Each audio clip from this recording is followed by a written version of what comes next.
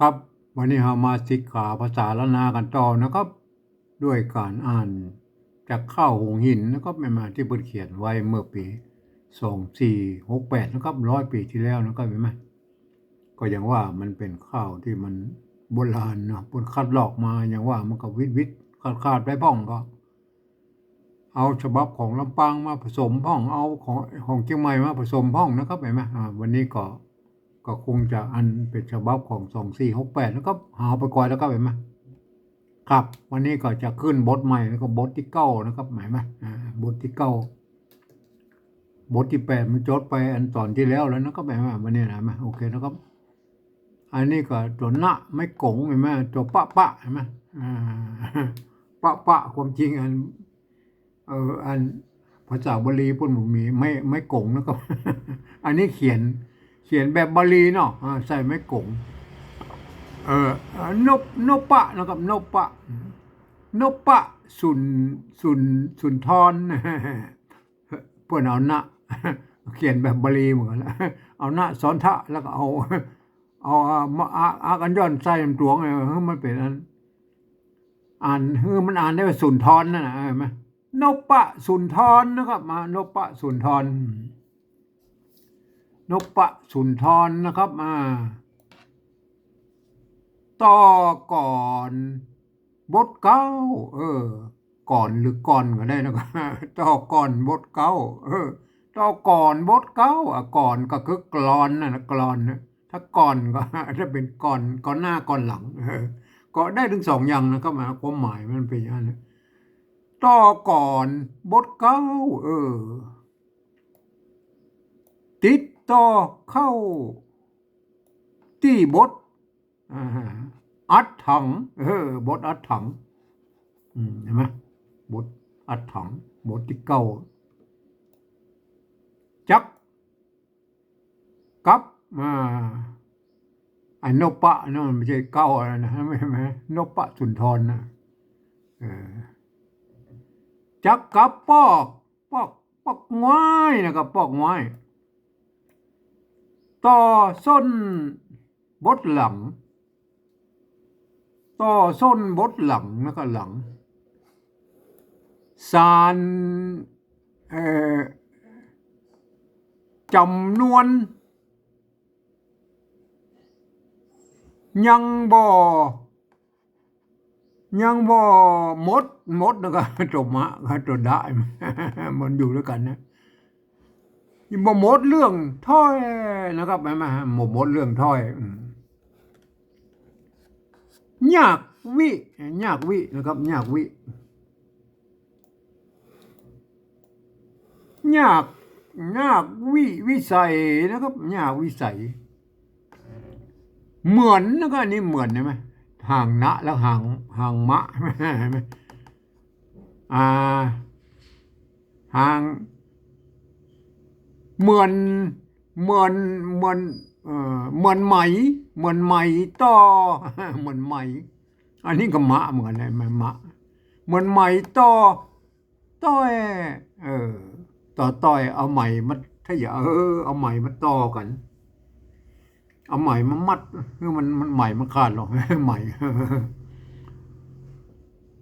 อันนี้อย่างปัญญามีบนนักปัญญามีบนนักเก็บมาลิบอันนี้มันเก็บไปมาความจริงแล้วมันสมัยประเดียวมันต้องใส่ไม่ซัดเนาะหรือใส่ไม่กะนะครับพวกอ่านบ่ถือกันนะพวกอ่านได้กันเอาแบบโบราณมองอย่างพวกนี้เก็บมาอ่าลิบลิบลิบลิบลอมลิบลอมอ่านลิบลอมก็ไม่ได้เครื่องใช่ไหมมันจะลงเสียงตีนะอันเก็บมาฮีบฮ้อนฮีบฮ้อนรีบร้อนนะรีบร้อนเนี่ยมันต้องเข้าใจด้วยนะครับ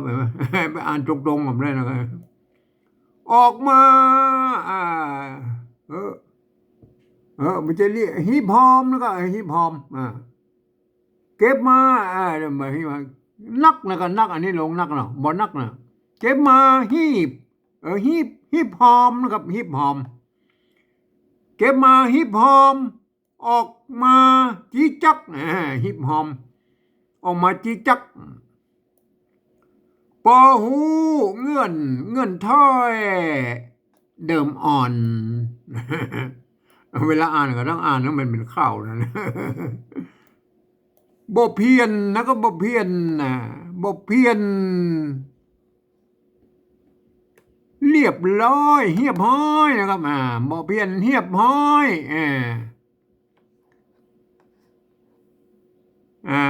อันตรงงะเนี่ยเงีย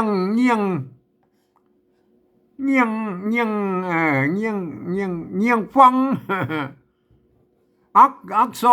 รอันนี้อักษรนะครับอักษรปวนเอาสะมาซ้อนเดี๋ยวนี้แล้วเอาอากันย้อนอยู่เนี่ยอักษรเนอะเงียงฟังอักษร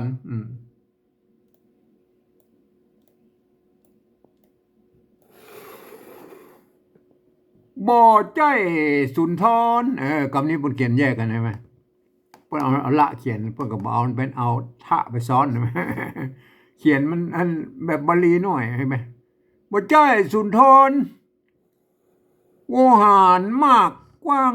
มากความจริงมันใส่กะนี่ก็มากแล้วนะครับพวกก็ใส่กะมากกว้างครับส่วนเจ้ากุมารได้สมสู่สร้างกับยอดนาลีนาลีลูกเต้านะครับแม่กันละติญาเป่งขึ้นนะเมื่อคืนละติญาเป่งขึ้นแล้วมันจะเริ่มมันจะสว่างแล้วเป่งขึ้นหยะเงาสั่งเวทเจ้าพานีวันนี้จะได้จากกันละเอาละอันนี้อย่างเหตุว่าได้เลื่อนไปหน่อยนะครับเห็นไหมเลื่อนไปหน่อยเหตุว่าได้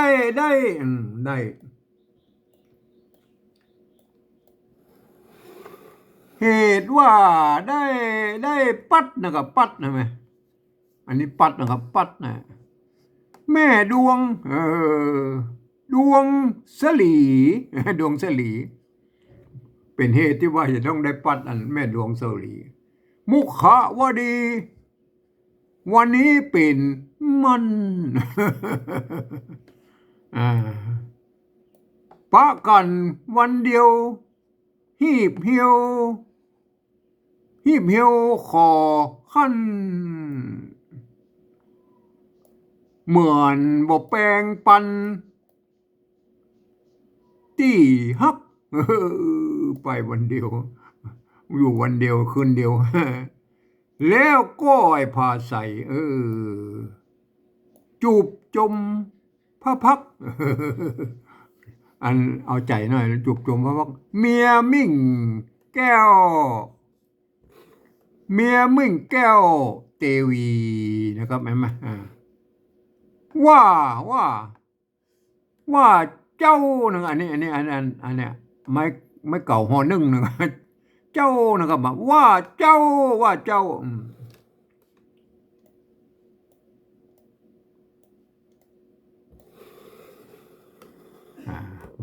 มันต่ำลงมาอะไรมันว่าเจ้าตีฮักว่าอะไรว่าเจ้าตีฮักว่าเจ้าอันนี้มันอยู่ไหนมันลงอยู่ไหนโอเคแล้วครับว่าเมียมิ่งแก้วเตวีว่าเจ้าที่ฮักนะครับที่ฮักก็ไม่ละวรรคที่สอง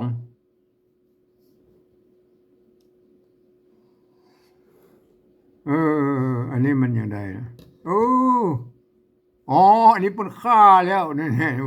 อันนี้เป็นค่าแล้วว่าเจ้าที่ฮักยาโศกีมุขวดีก้อยโอดอยู่ท่าเห็นไหม จะลา เมียมิ่งแก้วละการตั้งไปเอาขยายหน่อยนะการตั้งไปปี้มีไปหน้าจักขอลาไปสืบเสาะสืบเสาะหาไอยะกาแม่นายเรียบเรียบเรียบเลาะโอ้กันนี้มันมีไม้กะด้วยนี่เรียบเลาะบ่หูแม่บ่หูอันนี้บ่หูนะครับบ่หูบ่รู้บ่หูบ่หู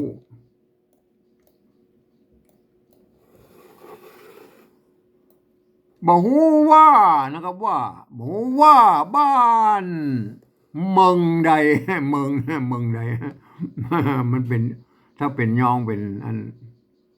เป็นใจลึกกับเมืองแล้วก็เมืองเมืองใดก็ใดเมืองใดเมืองใดเมืองใดแล้วก็บ้านเมืองใดอันไตยวนนะครับไตยวนจักนะครับจักปะจวบป๊บจักปะจวบป๊บตำบลหนไหนนะครับแม่กำหนดวันไปยืดยาวบ่น้อยบ่ใจนายแหน่งแหน่งอันนี้นี่ตัวงะอันนี้ตัวละบ่ใจนายแหน่งที่แปลงใจห้อย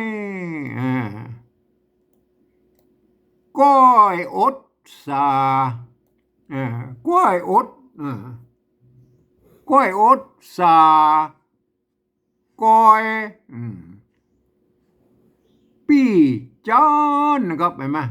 ปี้จันอันนี้กันปบมากันปบเลยนะครับกันปบ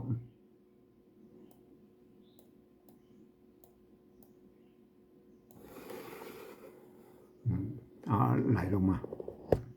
ไหลมากันปบแม่นายตามเมืองตามเมืองเรานอนจักปิกปอกพายปอกพายมาเอาจะปิกมาเมียที่ฮักละธิดาลูกฮักลูกฮักลูกยักษ์เราเรียกนะธิดาลูกยักษ์ลวดตัวมะมนลวดมนหม่องเหงาว่ายอดองค์เฮาองค์เราองค์เฮาองค์เราก็ได้องค์เฮาก็ได้นะครับสั่งปอปุ่นอันเป็นยังไงอันมุขาวดีว่าจะไล่ละจักฮีบไปไหนฮีบจักฮีบไปไหนฮีบ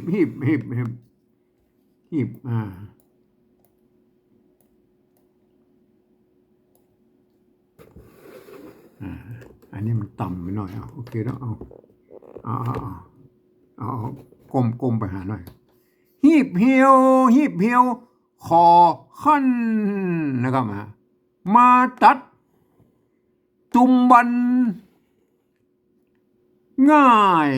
ล้ำนะครับเอาตรงนี้ก่อนนะแล้วง่ายล้ำนะครับโอเคนะครับเอาไปดูที่อันปฏิวัติไว้นะครับเห็นไหมปฏิวัติไว้นะครับเห็นไหมยกขึ้นบนละเอาแล้วนะอันนี้ที่ปฏิวัติเป็นภาษาปริวัติละนาแบบที่3นะครับอ่านตามสำเนียงของไตยวนเชียงใหม่นะครับตามที่ผมอวบเนี่ยบทที่9นะครับวันนี้นปะสุนทรเขียนเป็นมันงามเหมือนไทยๆหน่อยสุนทรต่อก่อนไม่ใช่กรอกไม่ใช่กรอน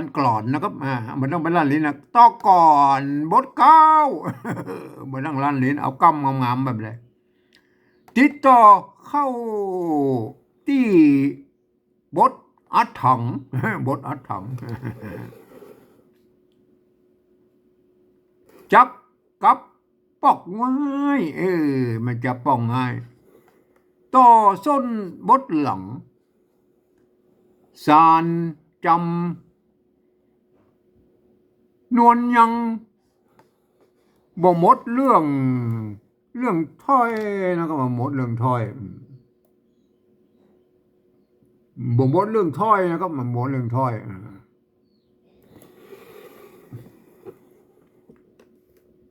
ยากวิสัย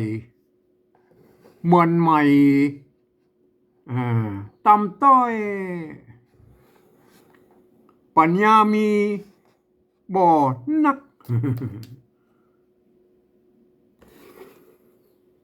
เก็บมา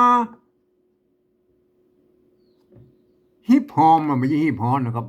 ฮิปฮอมฮิปมันอันนี้มันวักที่หนึ่งของบาทที่หนึ่งฮิปฮอนนะครับฮิปฮอน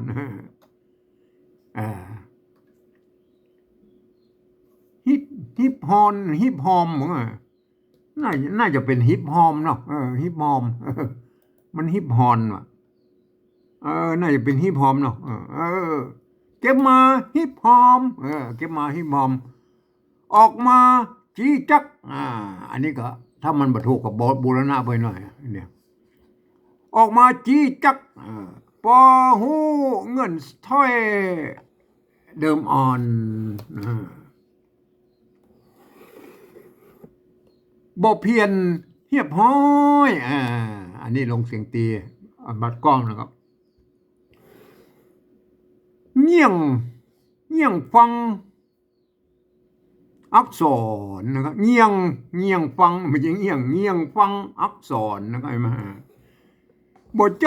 สุนทรโวหารมากกว้าง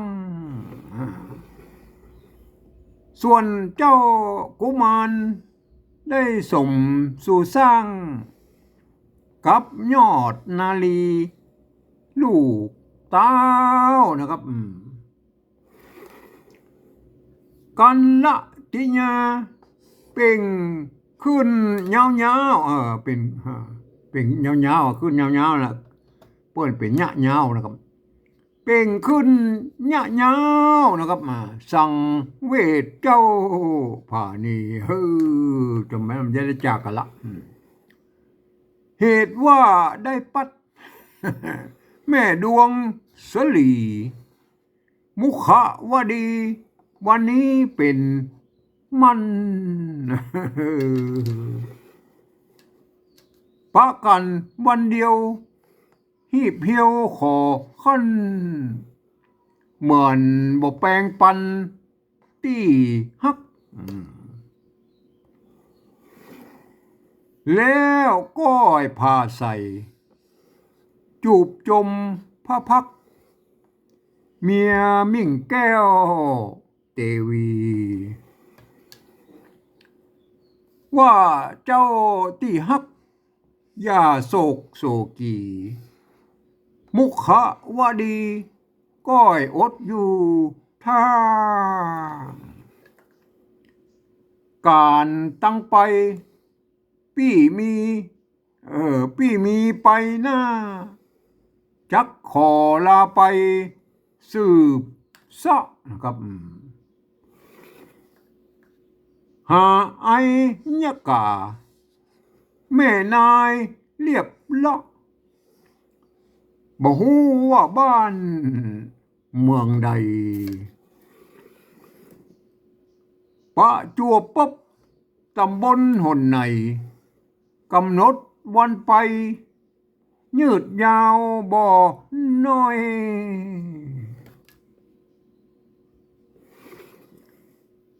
บ่ใจนายแหน่งที่แปลงใจห้อยก้อยอดมาก้อยอดมาก้อยอดสาไม่ใช่มา